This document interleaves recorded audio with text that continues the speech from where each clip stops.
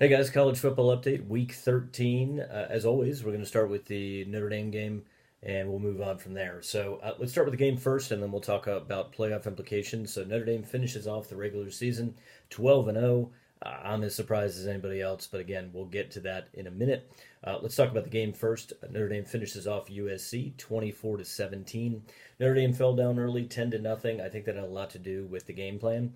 The idea, at least from the stuff that I've read, was to try and keep Southern Cal's receivers in front of the defense and try to make sure that they didn't get a lot of deep throws, and they certainly have a lot of deep threats. I understand that people are going to say, well, they're 5-7, they're just not very good, but Southern Cal has more talent than most teams have. I mean, that's the truth. Now you can say that maybe Clay Helton isn't a very good coach. I don't really know. I tend to think he's okay. He did pretty well in his first 2 years there. He's had a down year this year, but that happens. I mean, it's worse when it happens to a school like Southern Cal. This is Southern Cal's first losing season since 2000, so it's not like they're used to losing. So when it does happen and when they have a bad year, it makes it look as though, hey, that this coach is awful. I think it has more to do with injuries.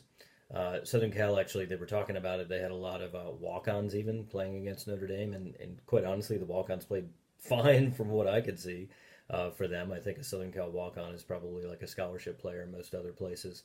They've also got a freshman quarterback. We kind of talked about that a little bit last week. I don't really understand. I understand Southern Cal has quarterbacks that go to the NFL a lot, but I'm not sure why they don't have somebody waiting in the wings that could just come in and spell them for a year if they needed to.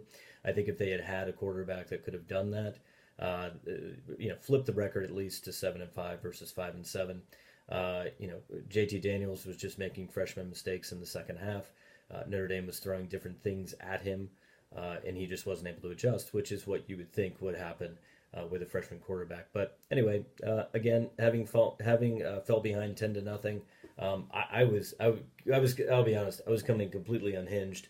I thought that Notre Dame was going to lose this game, and it was just going to kill me to, one, lose to Southern Cal because it's a rival, but two, I feel like Notre Dame has done so well this season, and just to have them lose in that fashion would have been very difficult. So I'm just happy that they won.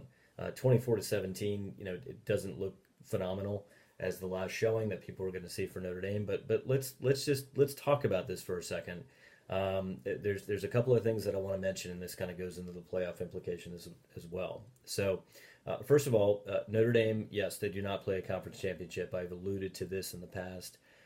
However, they played 11 FBS teams. Actually, they played 12 FBS teams, 11 from the Power 5. Now, again, I'm just going to take Mississippi State as an example out of the SEC.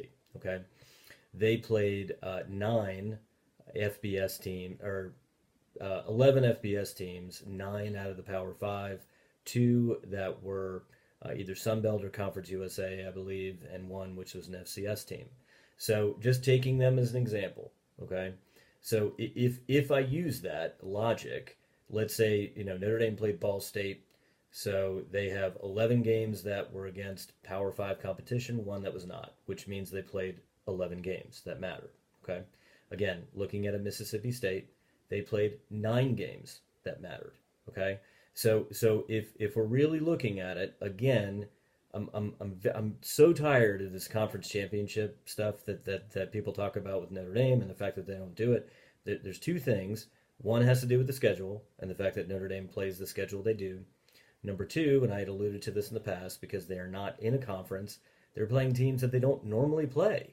So they have no idea what they're getting into when they're playing these teams. If you're playing a different team year in, year out, it's very difficult for you to game plan against that team.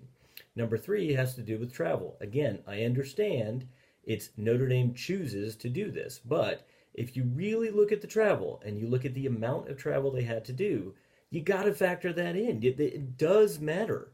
There's other teams that don't go more than like 100 to 200 miles for a month at a time because they're in their conference. They don't really go anywhere. So trust, I'm very, very, very tired of they don't play in a conference and they don't play a conference championship. It's a ludicrous argument. I'm tired of it. People need to let that one go away because, and the other thing is, if it's an issue, then why would you have included Notre Dame in the first place? I mean, I understand it. People hate him. I get it. I get people hating Notre Dame. I understand it. But if you're going to include them, you got to include them. They're 12-0. It's done. It's done. They're going to make the playoff, whether you like it or not. So let's hope they don't, at least for me, I hope they don't get destroyed. I don't think they will. But if they do, they do. I mean, fine. Then everybody will have the last laugh. But I'll have the last laugh because this is only the third time in 25 years that they've been undefeated. I'm loving it. I don't care what anybody else thinks. I think it's fantastic. Let's talk about some of the other games. UVA, Virginia Tech. This one absolutely killed me. I mean, I predicted Virginia to win this game, and I got to be honest with you, they should have won this game. It was ridiculous. Virginia Tech had no business winning this game. And you know what it was, really? When Virginia got the ball, Virginia Tech fumbled it, and Virginia got the ball at about the 15-yard line with a little under 5 minutes to go. I have absolutely no idea what the hell Virginia was doing. They were attempting to kick a field goal, basically, on first down. It was insane. I mean, the play calling was awful. So try to win the game. I mean, you've lost to this team 14 times in a row. They're down. You're kind of doing okay this year. This is it. This is your time to win the game. Unbelievable. And then Virginia Tech fumbles it into the end zone. The UVA guy jumps on it, and it goes through his legs. It's unbelievable. I'm like, you are killing me, Virginia. You're absolutely killing me. And I got to be honest with you, I've always had a lot of respect for Bronco Mendenhall. I lost a lot of respect for him with that play calling. You got to try to win the game. You don't kick a field goal and keep it within a touchdown. You got to try to win the game. It's very upsetting. Yes, I did predict Virginia to win. They should have won. I mean, I'm sorry. They should have won that game. It was absolutely ridiculous that they didn't. So very, very upsetting. Michigan getting destroyed by Ohio State. I'm not even sure what happened here. Ohio State finally showed up. I mean, everybody's saying that, and it's true. I mean, they did, but 62-39. I mean, I never would have predicted that. I don't think anybody would have predicted it. It was pretty funny too because I watched the news conference with Jim Harbaugh afterwards, and he was just he's dumbfounded by the whole thing. But I'm not sure why you would be really because their offense is there's just nothing there. I mean, they've relied on the defense all year, and it's fine, but somebody actually compared them to LSU under Les Miles. I think that's probably a pretty good comparison. And I'm not sure what happened with Harbaugh because he had a good offense with Stanford and he had a good offense with the 49ers. I don't know what he's doing, but obviously, he's got to figure it out. Something's got to happen. Go back to the drawing board. A lot of Michigan fans are thinking, hey, let's fire him. Who are you going to hire? I mean, don't get me wrong. I think you're paying him way too much. And if you can't beat your rival, that's a serious issue. But who are you going to hire? I mean, really. I mean, it's the same thing with Southern Cal. Who is Southern Cal really going to hire that's going to be better? You got to think about all this stuff.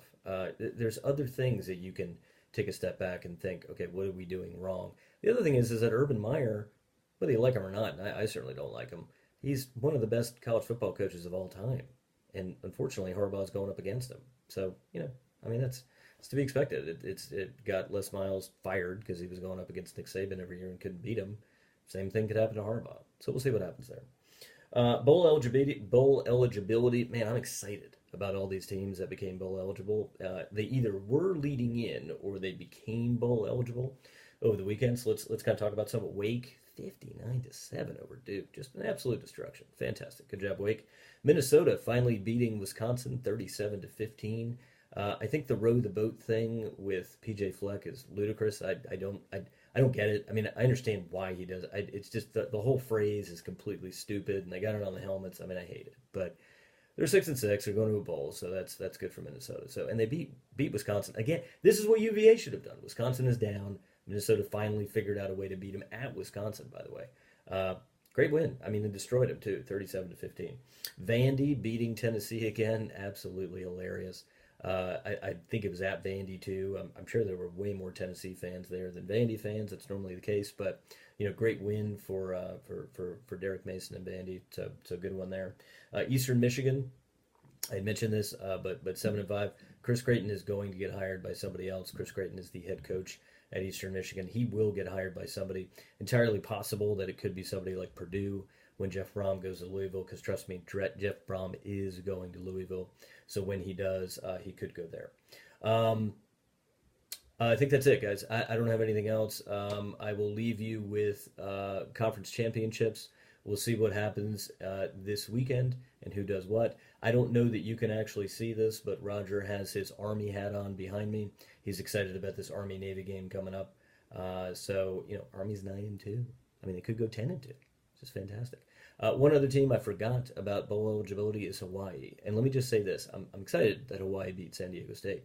I'm a little sad for Hawaii, though, because it's one of those teams that it doesn't matter whether they're 10-2 or 6-6. They just always seem to play in the Hawaii Bowl, which is a little upsetting. And I've talked about this in the past. I don't understand why they couldn't play somewhere else. I mean, they have no fans. I get it. But maybe get them out of Hawaii. It's Hawaii. I understand it's paradise. I get it. But they're already there. I mean, maybe get them out to, I don't know, Boise or something. Wouldn't it be fun to see Hawaii playing in Boise? It's just my personal opinion. Anyway, all right, guys. Enjoy the games this weekend. See ya.